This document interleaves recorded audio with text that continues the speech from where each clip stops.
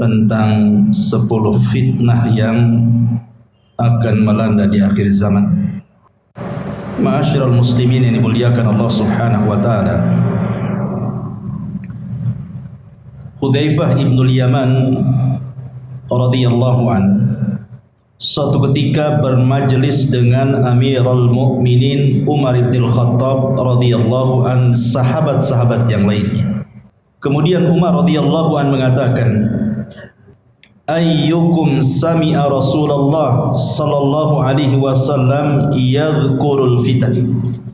Siapa di antara kalian yang mendengar dari Nabi sallallahu alaihi wasallam saat Rasul menyebutkan tentang fitnah-fitnah yang akan muncul?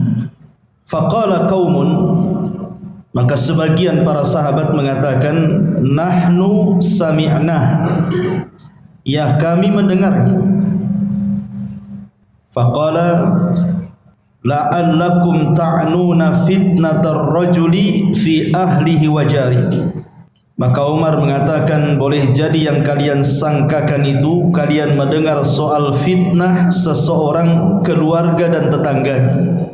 Maka sahabat yang lain mengatakan, ajal ya, tentu. Maka Umar mengatakan, tilka tukaffiruha as-salatu was-siyamu was-sadaqatu.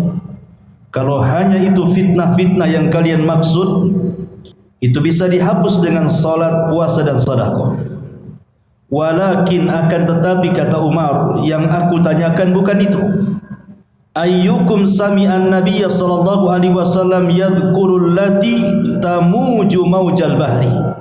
Yang aku tanyakan adalah fitnah yang akan menghantam kalian seperti gelombang lautan yang akan menghempaskan kalian. Qala Hudzaifah, maka Hudzaifah berkata, fa askatal qaum, maka sahabat yang lain pun terdiam. Fa qultu ana, kata Hudzaifah, aku tahu. Qala, maka Umar mengatakan, anta lillah wa abu. Wahai Hudzaifah, demi Allah ceritakan fitnah itu. Maka Hudzaifah ibnul Yaman mengatakan, sami'tu Rasulullah sallallahu alaihi wasallam tu'radul fitan 'alal qulubi kal hasiri 'udan 'udan fa ayyu qalbin ushribaha nukitat fihi nuqtatus sauda wa ayyu qalbin anqaraha nukita fihi nuqtatun bayda hatta tasira ala qalbaini ala al-abyad misli as-safa fala tadurruhu fitnatun ma damatis samawati wal ardh wal akharu aswad murbadan kal quzin muzakhiyah la ya'rifu ma'rufan wa la yunkiru munkaran illa ma ushriba min hawahu. Apa kata Hudzaifah? Kata Hudzaifah ibnul Yaman radhiyallahu anhu, dia mengatakan, fitnah akan dihamparkan ke hati-hati setiap manusia seperti tikar dihamparkan sehelai demi sehelai. Maka hati mana saja yang akan menyerapnya, maka akan berbekas satu titik hitam padanya. Dan hati mana saja yang mengingkarinya, maka akan berbekas titik putih di hatinya. Sehingga keadaan hati manusia menjadi dua bagian. Ada hati yang putih bersih seperti batu licin yang tidak terpengaruh oleh fitnah selama langit dan bumi tegak. Tapi juga ada hati yang hitam kelam berdebu seperti cangkir yang terbalik. Akibatnya dia tidak mengenal yang ma'ruf, tidak pula mencegah yang mungkar. Dia hanya menyerap apapun yang bersumber dari hawa nafsunya. Hadis ini dikeluarkan oleh Imam Muslim dan yang lain. Perhatikan hadis ini, ma'asyiral muslimin yang dimuliakan Allah Subhanahu wa taala. Nabi SAW menceritakan lewat lisan Hudzaifah ibnul Yaman yang mendengar langsung dari Nabi bahwa nanti fitnah itu akan dihamparkan di tengah-tengah manusia seperti tikar yang dihamparkan berhelai-helai.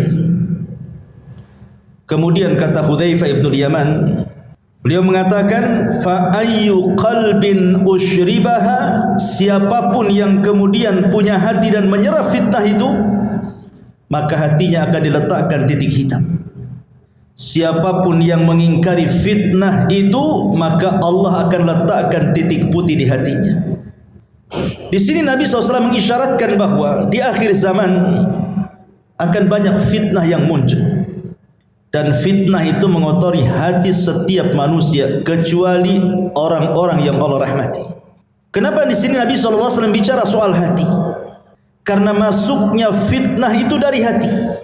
Masuknya fitnah itu dari hati. Makanya Rasul bercerita tentang hati, karena kemuliaan manusia juga ada pada hati, sebagaimana kehinaan manusia juga ada pada hatinya.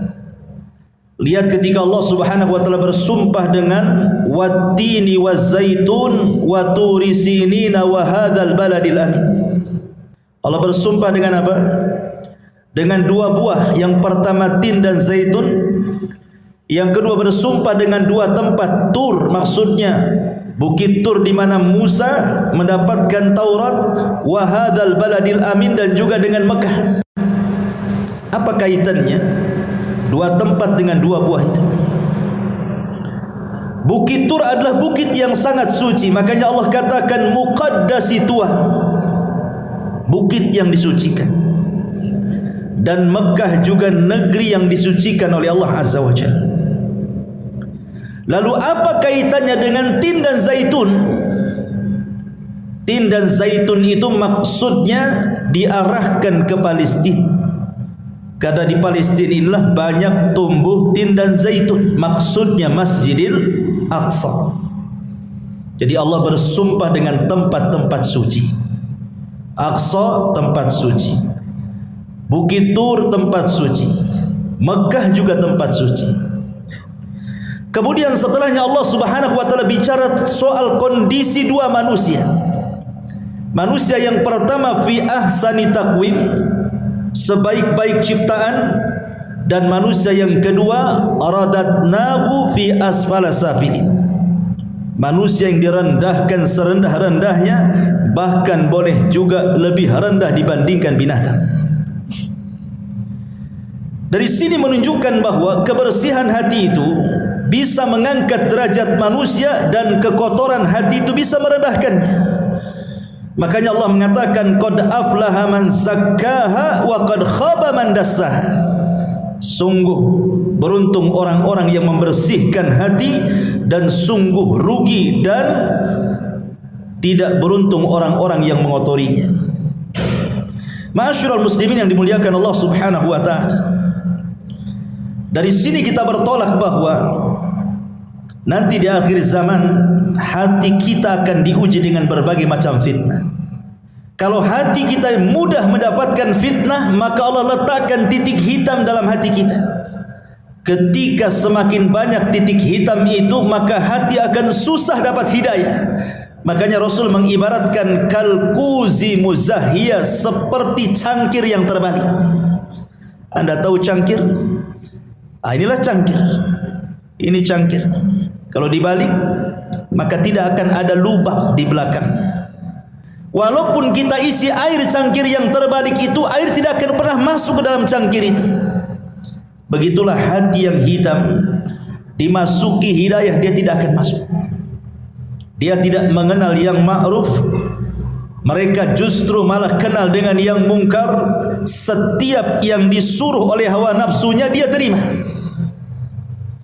Dari sini ma'asyiral muslimin yang dimuliakan Allah Azza wa Jalla, manusia akan diuji dengan berbagai macam fitnah. Maka malam ini kita akan bicara tentang 10 fitnah akhir zaman.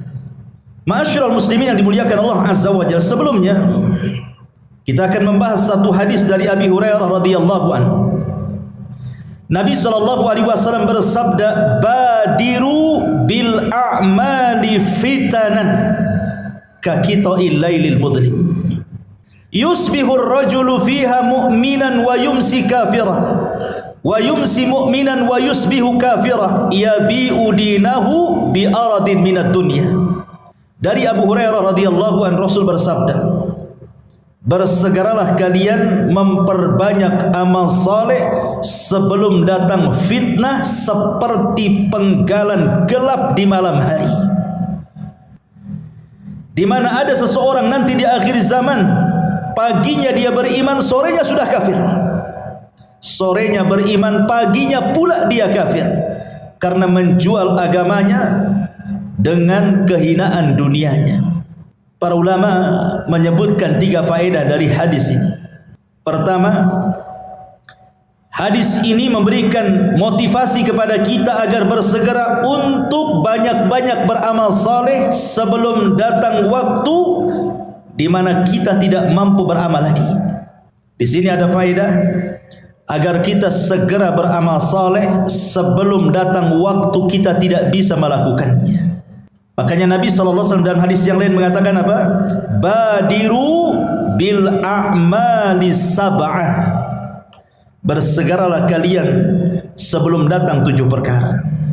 Hal tantadiruna illa faqran munsiyah, au ghinan mutghiyah, au maradan mufsidah, au haraman mufannida, au mautan mujhiza, au dajjal fasyarru ghaibin yuntadhar, awis sa'atu was sa'atu adha wa amar. Kata Nabi SAW, beramalah kalian, bersegera beramal sebelum datang 7 perkara. Yang pertama, kefakiran yang melupakan, kefakiran yang menjadikan lupa kepada Allah karena sibuk mencari dunia, lupa pula dengan ibadah. Atau kalau dia selamat dari kefakiran, belum tentu selamat dari kekayaan yang melampaui batas, karena kekayaan itu bisa melupakan orang. Okelah dia selamat, dia kaya, dia pun taat kepada Allah Azza wa Jal, belum tentu selamat dari yang ketiga, maradan mufsida, sakit yang membuat dia terduduk tidak bisa beramal. Kaya tapi tidak bisa sholat ke masjid, sakit. Kaya tapi tidak bisa dia bersilaturahim karena tidak bisa bergerak. Oke, dia selamat dari sakit, belum tentu selamat dari yang keempat, haraman mufannida, pikun, pikun yang melupakan segalanya. Oke, dia selamat dari pikun, tapi dia tidak selamat dari yang kelimanya, mautan mujahiza, mati mendadak, ketabrak, jatuh, mati mendadak. Atau mungkin dia selamat dari kematian mendadak, bisa jadi yang keenam, atau dia mendapatkan dajjal, dan dajjallah seburuk-buruk fitnah yang tersembunyi yang ditunggu oleh setiap manusia. Oke, dia selamat dari dajjal, dia tidak selamat dari kiamat. Ini 7 perkara. Kata Rasul, bersegera beramal soleh sebelum datang 7 perkara ini.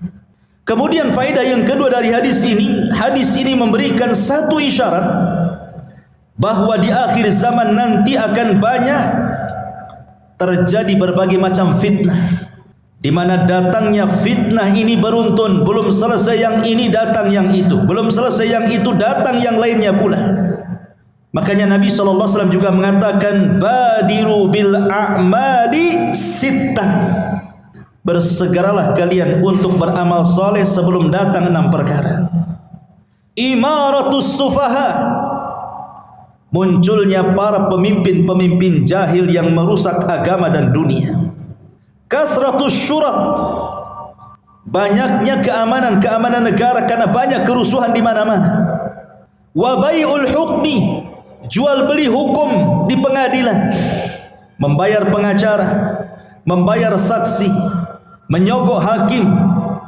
Istighfafan biddima, murahnya sebuah darah, pembunuhan mudah sekali, seolah-olah yang membunuh tidak tahu kenapa dia bisa membunuh, yang dibunuh makin bingung kenapa bisa dibunuh. Au qati'atir rahim, banyaknya orang memutus silaturahim. Au nasyun yattakhiduna al-Qur'ana mazamir, atau Al-Quran hanya disamakan dengan nyanyian. Orang mengundang orang itu untuk membaca Quran hanya untuk dinikmati lagunya, bukan untuk ditadaburi. Yuqaddimuna ahadahum liyughanniyahum wa in kana aqalluhum fikha. Hanya diundang untuk mengaji, dinikmati lagunya walaupun dia tidak paham soal fikihnya. Dan fitnah ini banyak, ini hanya sekelumit bahwa Rasul akan menjelaskan di akhir zaman akan muncul-muncul yang seperti ini. Ini belum selesai tumbuh yang itu yang selesai datang pula yang lainnya, dan begitu seterusnya. Dan yang ketiga, zaman kita ini ikhwan adalah zaman fitnah dan ujian serta manusia disibukkan dengan urusan dunia itu luar biasa. Dan ingat, kata Imam Ibnul Qayyim rahimahullah ta'ala mengatakan sumber fitnah itu dua, syahwat dan syubhat, dan itu berasal dari 4 perkara: iblis, dunia, pemikiran sesat, dan hawa nafsu. Inilah yang kita akan bahas. 10 fitnah ini bersumber dari 4 perkara yang dikerucutkan lagi bersumber dari 2 perkara, syubhat dan syahwat. Ma'asyiral muslimin yang dimuliakan Allah Subhanahu wa taala. Yang pertama, fitnatul mal, fitnah harta. Mengumpulkan harta ikhwan tidak tercela. Tidak, Al-Quran dan Sunnah tidak mencela orang mengumpulkan harta, karena manusia itu memang difitrahkan cinta dengan harta. Allah mengatakan wal 'adiyati dhabha fal muriyati qadha fal mughirati subha fa atharna bihi naq'an fa wasatna bihi jam'an innal insana li rabbih lakanud wa innahu li hubbil khairi lasyadid. Manusia itu cinta kepada harta luar biasa. Artinya setiap manusia difitrahkan cinta harta. Tidak ada manusia yang tidak cinta harta. Dusta kalau ada orang enggak cinta harta itu. Semua orang cinta harta. Tetapi ma'asyiral muslimin, walaupun mengumpulkan harta tidak tercela secara mutlak, akan tetapi perlu diingat bahwa di dunia ini bukan tempat kita tinggal.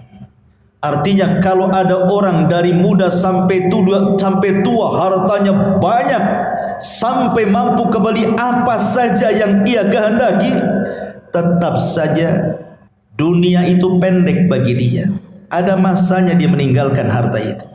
Makanya Abdullah ibn Abbas radhiyallahu anhuma mengatakan, "Lau anna libni Adam wadiyan min dhahabin ahabbu an yakuna lahu wadiyani walan yamla'u fahu illa turab wa yatubu Allahu ala man tab."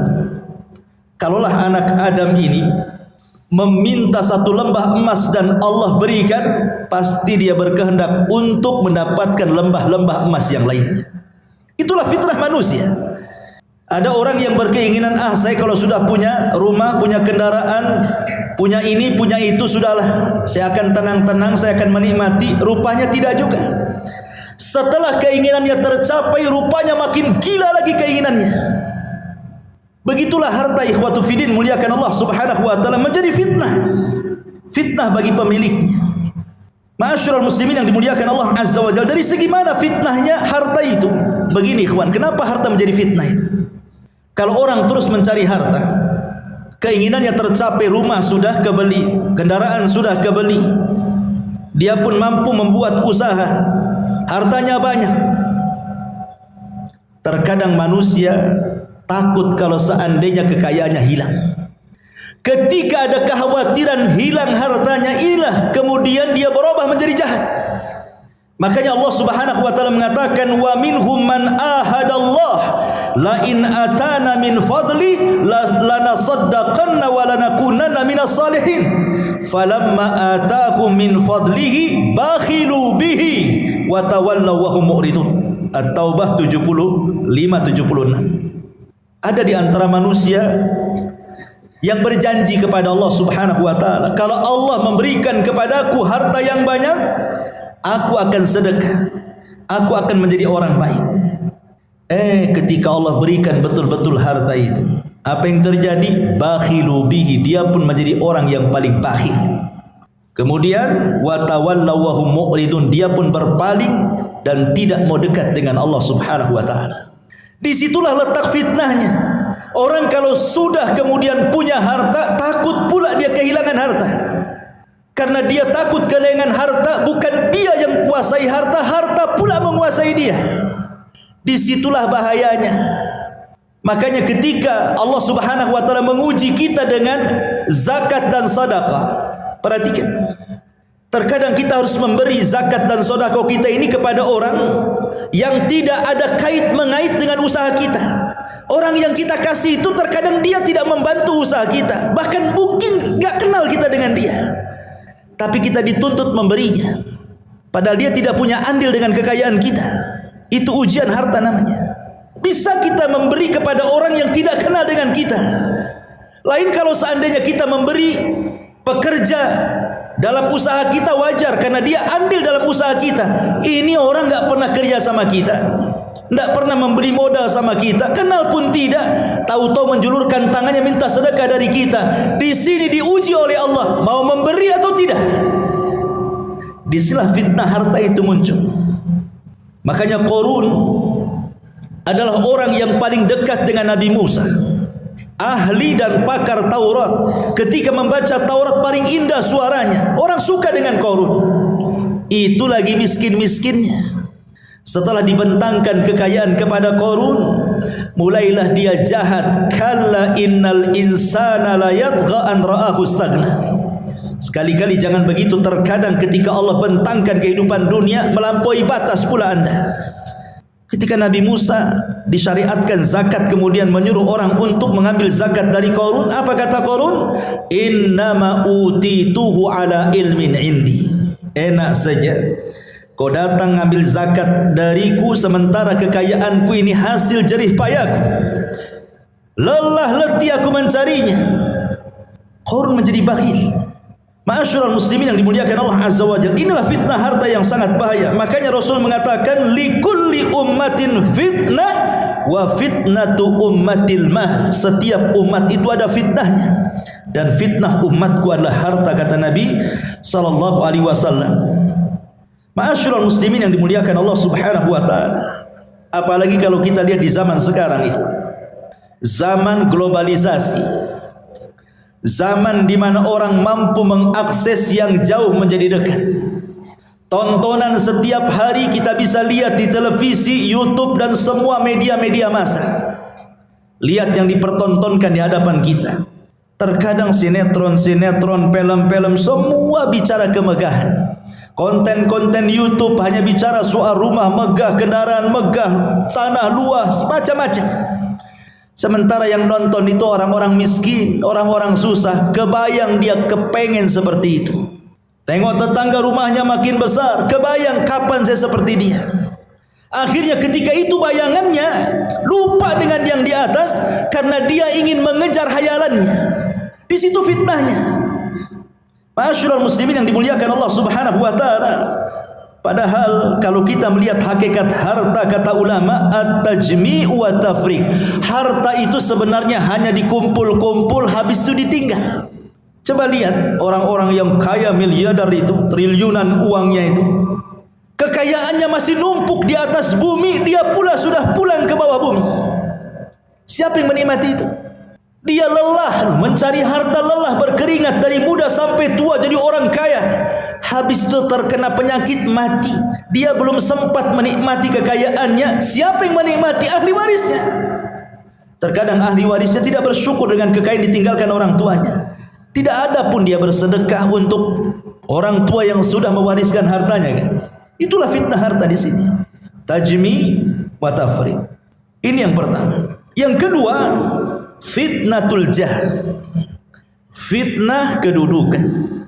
Fitnah kekuasaan, fitnah kepemimpinan, fitnah ingin terkenal, dihargai orang, disambut orang, ingin dipuji orang, ingin disanjung orang, takut kehilangan kekuasaannya, takut ditinggalkan orang, takut tidak dihargai lagi. Akhirnya apa yang terjadi?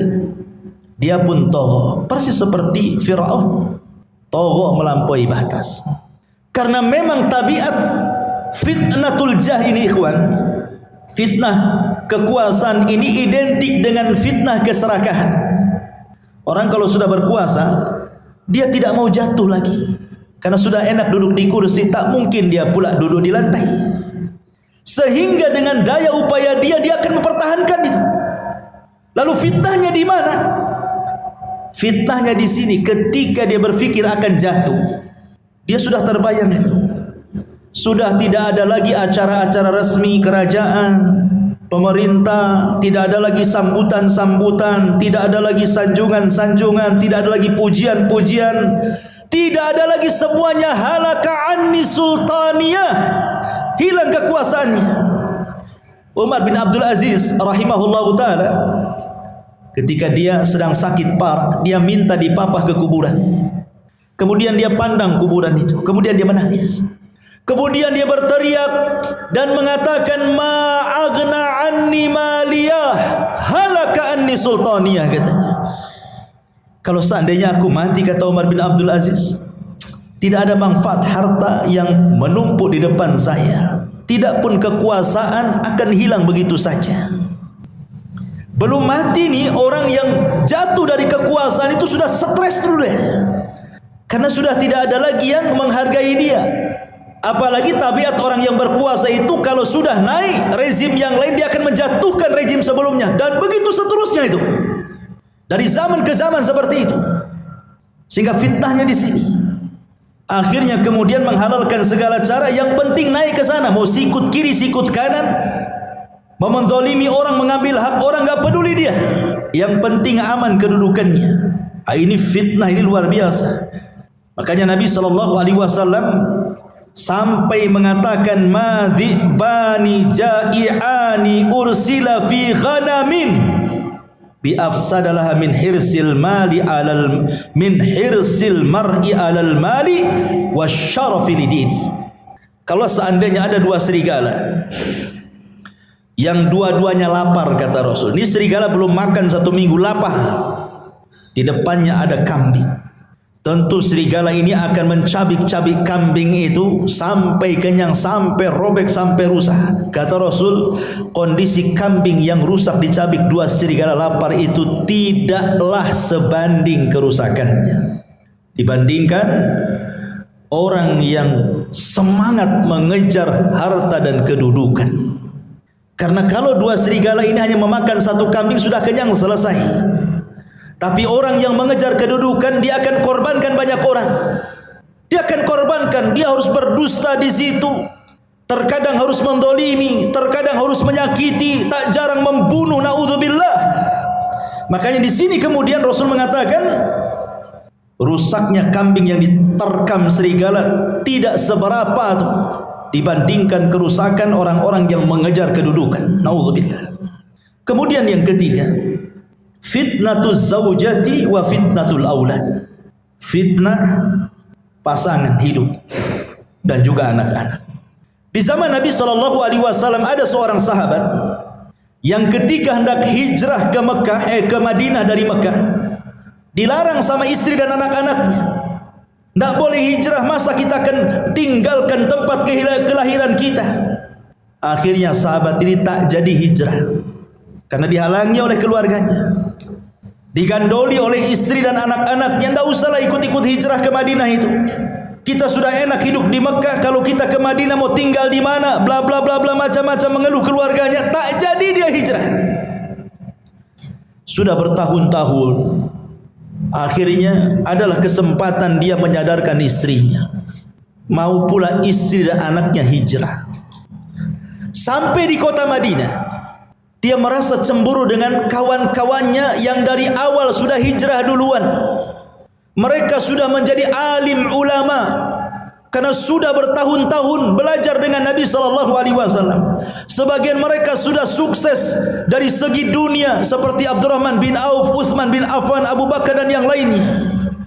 Dan mereka bertahun-tahun dekat dengan Nabi SAW. Menyesallah dia, kenapa dia kemudian tidak hijrah bersama para sahabat sebelumnya. Coba kalau seandainya dia hijrah bersama para sahabat di awal hijrah, tentu aku pun meraih seperti apa yang mereka raih, katanya. Marah sama anak dan istrinya. Gara-gara engkau mungkin bahasa kita. Coba kalau dulu kalian tidak melarang saya hijrah, tentu aku tidak seperti ini. Ketika itu turun ayat surah At-Taghabun ayat 14 kepada sahabat ini. Ya ayyuhalladzina amanu inna min azwajikum wa auladikum aduwwan lakum fahdharuhum. Hai orang-orang yang beriman, sesungguhnya istri-istri kalian, anak-anak kalian terkadang menjadi musuh kalian, fahdharu, hati-hati. Ya, sahabat ini tidak jadi hijrah gara-gara apa?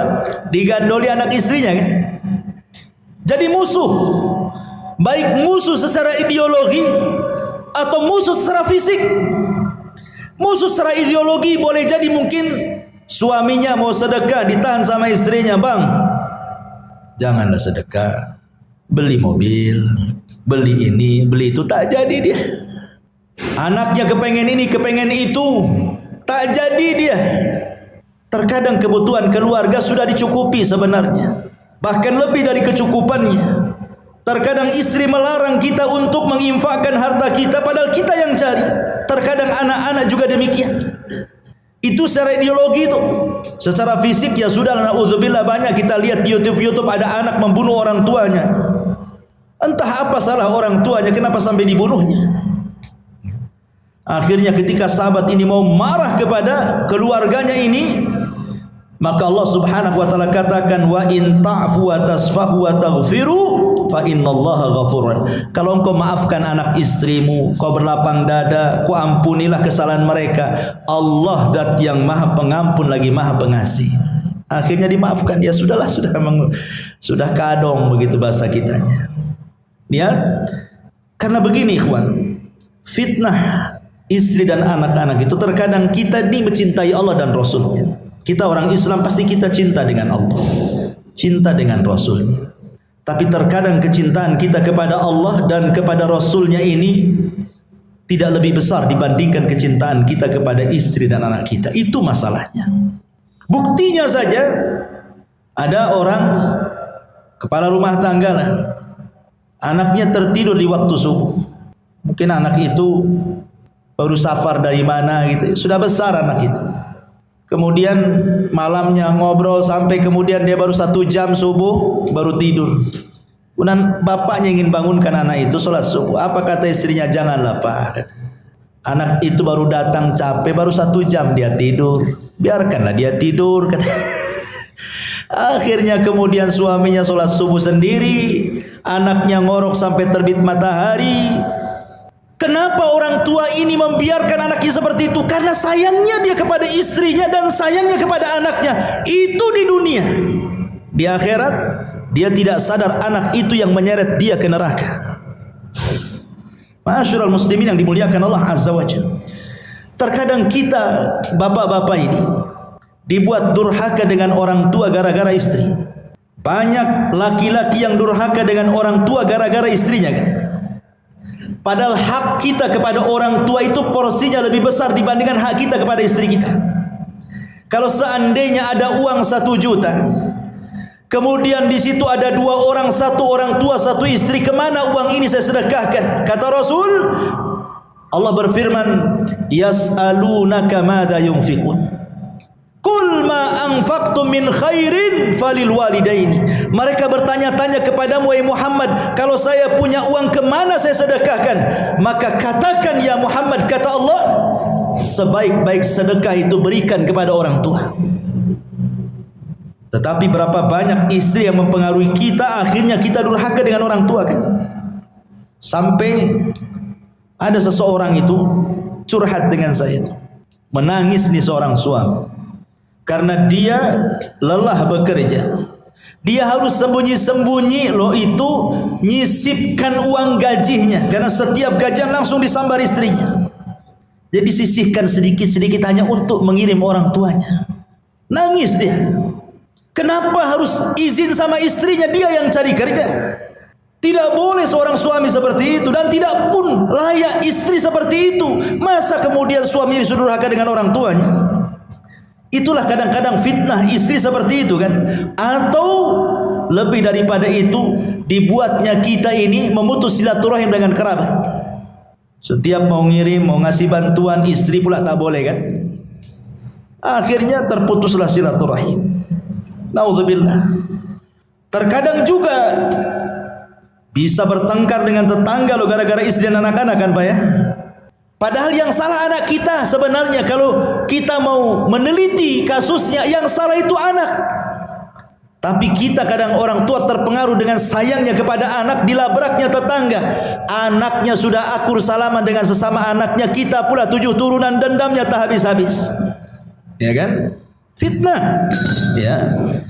Masyarul muslimin yang dimuliakan Allah Subhanahu wa taala. Ini fitnah keluarga. Kemudian yang tak kalah parahnya lagi ada namanya fitnatun nisa. Ini yang keempat.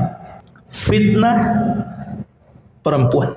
Nabi SAW bersabda dalam hadis Muslim dan juga dikeluarkan Imam Bukhari, "Ma taraktu ba'di fitnatan adarru 'ala rijali minan nisa." Tidak ada yang aku tinggalkan setelahku fitnah yang lebih besar dibandingkan fitnah wanita.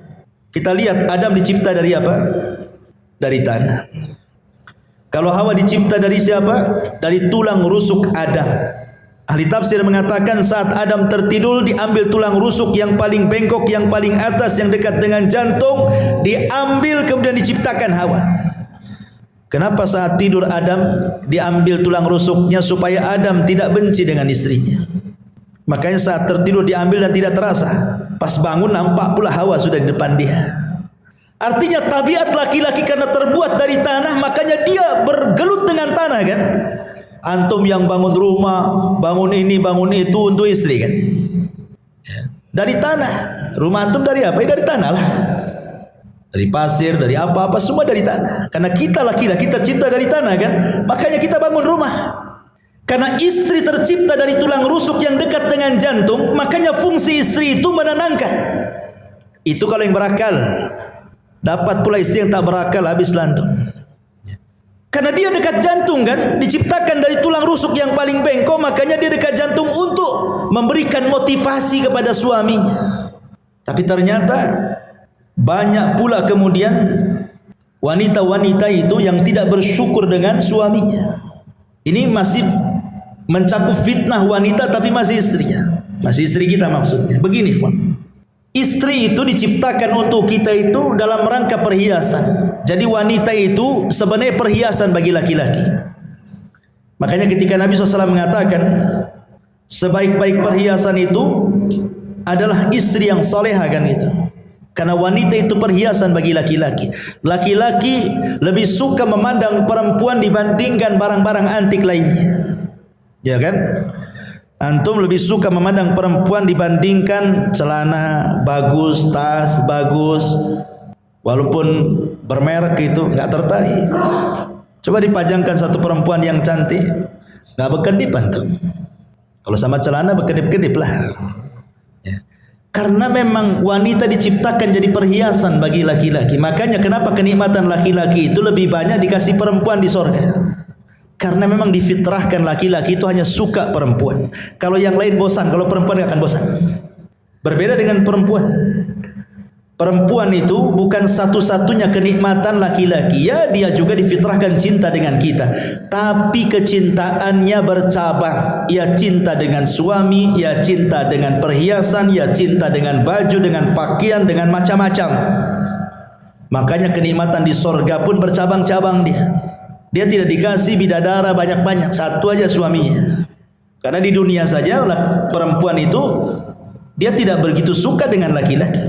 Ya suka kadang, tapi juga ada yang lain yang disukai dia. Makanya lihat perempuan itu kalau antum kasih hadiah baju senang luar biasa kan. Kalau antum dikasih hadiah sama istri kaos nggak senang, biasa-biasa saja kan. Nggak ada surprise-nya sama sekali. Karena hari-hari juga kita pakai kaos kadang seminggu sekali baru ganti. Kalau perempuan kan dikit-dikit ganti, dikit-dikit ganti. Ada pakaian dapur, beda dengan pakaian keluar, beda dengan pakaian kearisan, beda dengan pakaian ke pasar dan begitu seterusnya kan. Laki-laki mana peduli? Mau ke undangan ya itu, mau sholat ya itu, mau tidur ya itu gitu. Nggak peduli dia. Masyarul muslimin yang dimuliakan Allah Azza wa Jalla, masalahnya ikhwan, Di mana letak fitnah nih perempuan nih? Yang dimaksud dalam hadis ini, maksudnya di sini bukan istri kita, tapi perempuan yang tidak ada kait mengait dengan kita. Karena begini, ada satu kisah, ini sering saya ceritakan, tapi di sini belum. Abu Abdillah Al-Laghawi rahimahullahu taala, seorang ulama salaf. Abu Abdillah Al-Laghawi rahimahullahu taala bercerita, di zamannya ada anak muda. Anak muda ini rajin salat, tidak lepas baca Quran, hadir terus di majelis ta'lim, pokoknya anak muda saleh. Dia berjalan melewati satu gereja. Rupanya di dalam gereja itu ada seorang wanita biarawati yang sangat cantik sekali. Entah kenapa pandangannya tertuju kepada wanita itu. Gitulah bapak-bapak, ya, tak sabar kalau melihat yang bening-bening, langsung dituju matanya ke situ. Akhirnya kemudian setiap hari lewat gereja itu, setiap itu pula dia menatap wanita itu. Setan masuk, panah cinta masuk ke yang perempuan dan masuk pula ke yang laki-laki. Akhirnya mulai saling mengirim surat karena tidak berani dia mendekat gereja. Surat dibalas surat, perjanjian dibalas janji, ketemu dibalas ketemu, akhirnya ngobrol, jatuh cinta, kemudian kepengen menikah. Cintanya kuat luar biasa. Masalahnya, yang satu muslim, yang satu Nasrani, biarawati lagi, tidak bisa menikah kecuali dia keluar dari petugas gereja. Sakitlah anak muda ini karena terus terpikir dengan wanita itu, sampai akhirnya sakitnya memarah, tidak mau makan, tidak mau minum, kurus, akhirnya sampai ke sakaratul maut, mati gara-gara cinta. Sebelum dia mati, ini Abu Abdillah Al-Laghawi ini menceritakan kisah ini. Dia datang, dia mengatakan, zurtu ilaih, aku menziarahi laki-laki itu. Kemudian aku ajak dia berdakwah menuju kepada Allah, mengingatkan rahmat Allah untuk bertobat kepada Allah Azza wa Jalla. Tapi di luar pemikiran Abu Abdillah Al-Laghawi, rupanya laki-laki ini mengatakan, ya imam, kamu tahu kasusku dengan wanita itu, katanya. Aku cinta berat dengan wanita itu, katanya. Dan aku tidak mungkin dipisahkan dengan wanita itu. Kalau Allah Subhanahu wa taala haramkan aku tidak berjumpa di dunia, maka jangan pula Allah haramkan aku berjumpa di akhirat, katanya. Kata Imam Abu Abdillah, lalu gimana caranya? Kau akan berjumpa di akhirat? Di luar pemikiran Abu Abdillah, tiba-tiba dia mengatakan, kafartu bidini wa amantu bidiniha. Ya imam, saksikan sebelum wafatku, aku kufur dengan agamaku dan aku beriman dengan agama wanita itu, katanya. Dikiranya dengan cara seperti itu dia akan berjumpa di akhirat? La haula wala quwata illa billah. Masalah ini oleh Imam Abu Abdillah Al-Laghawi disembunyikan, tidak mau diceritakan sama orang. Sampai setahun berlalu, rupanya nasib wanita itu sama pula dengan nasib laki-laki ini. Dia kepikiran laki-laki itu. Akhirnya kemudian kurus kering, tidak makan, tidak minum, sakit, sampai pun hampir sakaratul maut. Ini Abu Abdillah Al-Laghawi ini mencoba ziarah kepada wanita itu yang masih Nasrani itu, karena sakit parah memikirkan si bujang tadi. Kemudian kata Imam Abu Abdillah, masya'nuki ya fulana, ada apa dengan kamu kok? Kenapa seperti ini? Kata wanita ini, engkau sudah tahu kasusku dengan anak muda muridmu itu, wahai imam. Aku cinta dengan dia. Janganlah Allah Subhanahu wa taala pisahkan aku di akhirat. Sudahlah Allah pisahkan aku di dunia, jangan pula Allah pisahkan aku di akhirat. Kata Imam Al-Laghawi, lalu bagaimana caranya? Amantu bidinihi wa kafartu bidini. Aku beriman dengan agama dia dan aku kufur dengan agamaku. Subhanallah, terbalik-balik. Lihat, dia sudah Allah pisahkan di dunia, Allah pisahkan pula di akhirat. Enggak ketemu tuh. Di dunia sudah dipisahkan, di akhirat pun dipisahkan. Kenapa? Yang satu mukmin, yang satu kafir, kan gitu ya. Begitulah takdir, ikhwan. Istidraj syaitan namanya. Hati-hati. Ya. Makanya dulu saya punya tetangga, kan pernah cerita di sini. Saya masih tinggal di Batam Center itu. Kasusnya kurang lebih dengan kasusnya yang diceritakan Abu Abdillah Al-Laghawi. Tetangga, depan-depanan rumahnya. Dia seorang wanita muslimah menikah dengan laki-laki Nasrani karena kaya. Akhirnya dia masuk Nasrani wanita ini, sampai punya anak banyak. Walaupun nasihati sama istri juga tak dengar juga. Qadarullah pula, suaminya ini ada hubungan dengan perempuan yang ketiga, dan yang ketiga ini wanita muslimah. Ketahuan cekcok, cerai. Akhirnya si laki-laki ini menikah dengan wanita muslimah, tapi syaratnya dia harus mu'alaf. Pertama, dia memurtadkan orang. Sekarang dia menikah dengan wanita muslimah, dia pula yang murtad dari agamanya masuk ke dalam Islam. Terbalik-balik dunia, ikhwan. Inilah dunia dalam berita. Ya. Ma'asyiral muslimin yang dimuliakan Allah Azza, begitulah hidayah. Makanya fitnah perempuan ini sampai kepada taraf kufur. Sampai seorang ulama bercerita, dulu ada seorang hafidul Quran, betul-betul menghafal Quran, hafal Quran di kepalanya. Ketika dia ikut jihad perang melawan tentara orang-orang Nasrani. Dalam Islam kan wanita tidak disuruh perang. Wanita itu ikut perang ya untuk mengobati orang yang keluka, masak dan begitu seterusnya kan dalam peperangan. Tapi maju di front terdepan itu tidak ada wanita dalam Islam seperti itu. Tapi orang-orang kafir biasa, mereka tentara wanita itu di depan. Rupanya anak muda yang hafal Quran ini digoda pula oleh salah satu tentara wanita Nasrani, diteriaki. Akhirnya entah kenapa kemudian masuk pula kesukaan laki-laki ini kepada wanita Nasrani, padahal musuh perangnya itu. Sampai dia terbayang-bayang satu malam tak bisa tidur. Kemudian dia mengintai-ngintai di manalah tenda wanita itu, padahal musuhnya tuh. Setan masuk betul pada hatinya.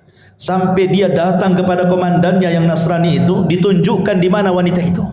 Tapi kata komandannya, tidak bisa, kau ini seorang muslim, kau musuhku katanya. Kata laki-laki anak muda ini, gimana caranya agar aku bisa ketemu dan kenalan dengan wanita itu? Gampang, murtad dari agamamu, jadilah kau Nasrani, kau jodohkan kau dengan dia katanya. La haula wala quwwata illa billah. Betul. Akhirnya dia murtad, hafal Quran, murtad, jadi Nasrani, gara-gara perempuan. Kemudian menikah. Setelah beberapa tahun berjumpalah dengan kawan-kawannya yang muslim ini. Dan ditanya anak muda ini, ya fulan, aina Qur'anuk, aina salatuk, aina ibadatuk? Di mana Qur'anmu, di mana salatmu, di mana ibadahmu katanya. Dia mengatakan, demi Allah, sudah hilang di kepalaku kecuali hanya satu ayat. Cuma satu ayat katanya. 30 juz hilang kecuali satu ayat. Kata seorang muslim, hat, ainal ayat. Kalau begitu bacakan ayat yang tinggal tersisa satu ayat itu katanya. Kemudian dia mengatakan, ma yawaddul ladzina kafaru law kanu muslimin. Apa artinya? Ma yawaddul ladzina kafaru. Nanti pada hari kiamat orang-orang kafir itu yawaddu, berkeinginan kalau mereka menjadi seorang muslim. Itu pula yang diingat ayatnya. Subhanallah. Itu kan nyindir dia, bodoh itu bahasanya kan itu. Nanti pada hari kiamat orang-orang kafir itu kepengen mereka jadi Islam, kok kamu pula jadi Nasrani, gitu maksudnya. Itu pula yang dihafalnya itu. Makanya dahulu ada seorang alim ulama ahli sunnah namanya Imran ibn Hittan. Ini seorang ulama tabi'in yang menceritakan Muhammad ibn Sirin, seorang alim ulama tabi'in. Imran ibn Hittan ini seorang pakar hadis, pakar tafsir, pakar syair dan macam-macam ilmu, sampai dijuluki ulama hadis di zaman itu. Tertarik dengan seorang wanita. Wanita ini anak daripada pamannya, sepupuan dengan dia. Cantik jelita. Masalahnya satu keluarga pamannya khawarij semuanya. Bahasa kitanya teroris semuanya. Dinasihatilah oleh kawan-kawan, ya Imran, jangan menikah dengan dia, nanti kau keseret dengan khawarij katanya. Kata Imran bin Hittan, tidak, enggak mungkin. Aku sudah kokoh dengan akidah ahli sunnahku, enggak mungkin aku masuk khawarij. Dinasihati tak bisa. Nikah pula dia betul-betul melamar wanita anak pamannya. Subhanallah, dengan seiringnya waktu tahun berlalu, rupanya dia terpengaruh dengan khawarij. Jadilah tokoh khawarij dia. Jangan sangka kita ini sudah punya iman, punya Islam, dekat-dekat dengan syubhat itu jangan. Nabi saja mengkhawatirkan Umar dengan agamanya saat memegang lembaran Taurat. Apa kata Rasul? Ya Umar, amutahawikun anta ya ibnal Khattab. Umar, kau sudah bingung ya dengan agamamu, ngapain kau bawa lembaran-lembaran Taurat itu? Buang, kata Rasulullah. Amutahawikun anta ya ibnal Khattab, laqad taraktukum 'alal bayda lailuha kanahariha la yazigu anha ila hali, kata Rasul. Aku loh tinggalkan Islam ini terang benerang, malamnya seperti siangnya, yang tidak berpaling kecuali hancur. Kau pula bawa lembaran Taurat, buang wahai Umar. Dibuang sama Umar. Sekelas Umar dikhawatirkan agamanya sama Nabi. Siapa yang bisa membandingi Umar bin Khattab dengan kita? Yang kalau dia satu jalan dengan setan, setannya yang kabur. Yang kata Nabi SAW, kebenaran yajri ala lisanihi wa qalbi, berjalan di lisan dan hatinya. Yang dikatakan Nabi SAW, setiap umat itu ada mulham, dan mulhamnya umat adalah Umar bin Khattab. Setiap pendapatnya turun wahyu, tapi masih dikhawatirkan agamanya sama Nabi kan. Jangan macam-macam dengan syubhat dan syahwat itu. Ma'asyiral muslimin yang dimuliakan Allah Azza wa Jalla, ini fitnah yang keempat, fitnah an-nisa. Fitnah yang kelima, fitnatul at-tughyan wa dhulmi. Fitnah banyaknya kezaliman, banyaknya keangkara-murkaan yang timbul dari kebijakan pemerintah yang zalim. Kita bisa rasakan bagaimana ketika ada kebijakan-kebijakan yang tidak pro rakyat kan. Pamannya ini naik, itu naik, ini naik, itu naik, semua rakyat menjerit kan. Itu fitnah, bagian daripada fitnah. Tetapi walaupun demikian kata Nabi SAW, isbiru, sabar. Sabar kata Rasul. Selama para pemimpin itu masih sholat, masih menampakkan Islamnya, sabar. Kecuali mereka sudah kufrun bawahan indakum minallahi burhan kata Rasul. Kalau dia sudah kufur dan ada bukti kekufurannya, boleh kita berontak. Tapi kalau dia masih nampak sholat, pakaiannya juga masih Islam, masih pakai peci, masih nampak sholat di masjid, kita sabar. Kita doakan mudah-mudahan semakin baik, semakin baik, semakin baik. Karena ini fitnah masalahnya. Karena dampaknya kebijakan-kebijakan itu ke ekonomi. Ekonomi dampaknya kepada kefakiran. Kefakiran dampaknya kekufuran, kejahatan. Lihat salah satu dampak kenapa orang jadi teroris, salah satunya faktor ekonomi. Orang berpindah agama, salah satunya faktor ekonomi. Orang bisa jahat jadi merampok, membunuh gara-gara ekonomi. Ya kan? Fitnah. Ya, makanya kita bersabar kepada Allah Azza wa Jalla, terus bersabar. Minta kepada Allah Subhanahu wa taala supaya diperbaiki semuanya. Karena mencaci itu tidak solusi masalahnya. Ini juga fitnah, dan itu akan muncul dan akan terus muncul. Kemudian yang keenam, fitnatut tafarruq wal ikhtilaf wa tahazzub. Banyaknya perselisihan antar sesama kita aja berselisih. Padahal bahaya. Dulu Imam Bukhari meriwayatkan begini. Jadi Nabi SAW baru saja turun wahyu, diberitahu tentang tanggal Lailatul Qadar. Jadi turun wahyu memberitahu tanggal dan malam Lailatul Qadar itu. Pamannya turun wahyu tanggal 27 atau tanggal 29 gitu ya. Rasul sudah ada tuh di otaknya itu, karena turun wahyu diberitahu tuh tanggalnya. Senanglah Rasul itu, kepengen memberitahu sahabat tentang malam apa Lailatul Qadar dan tanggal berapa gitu. Akhirnya keluar rumah, ingin kasih tahu, maksudnya saking senangnya Rasulullah. Di tengah jalan ada dua sahabat bertengkar, melengking-lengking suaranya, saling mengotot keduanya. Akhirnya Nabi SAW sibuklah melerai dua orang ini sampai dilupakan tanggal dan malam Lailatul Qadar itu. Karena sibuk ini, sehingga ketika sudah selesai ini melerai keduanya, lupa dia tanggal berapa tadi, dilupakan sama Allah. Dari sini menunjukkan ikhwatu fillah bahwa perselisihan itu sebab mahkul khair wal barakah, diangkatnya kebaikan dan keberkahan sebab perselisihan ini. Coba kalau seandainya kasusnya seperti kasusnya Imam Syafi'i dan muridnya Yunus ibn Abdil A'la As-Sadafi rahimahullahu ta'ala. Jadi Yunus ibn Abdil A'la As-Sadafi ini muridnya Imam Syafi'i. Suatu ketika berdebat dengan gurunya, entah masalah apa perdebatannya, sampai meninggi suaranya. Akhirnya dia angkat kaki dari majelisnya Imam Syafi'i, kemudian pulang dan tidak pernah muncul lagi di majelis itu. Imam Syafi'i rahimahullahu ta'ala akhirnya mencoba mendatangi muridnya Yunus ibn A'la As-Sadafi. Kemudian setelah sampai di rumahnya, dia menasihati, ya Yunus, la tuhawil al-intisar fi kullil ikhtilaf, fa ahyanan kasbul qulub awla min kasbil mawaqif.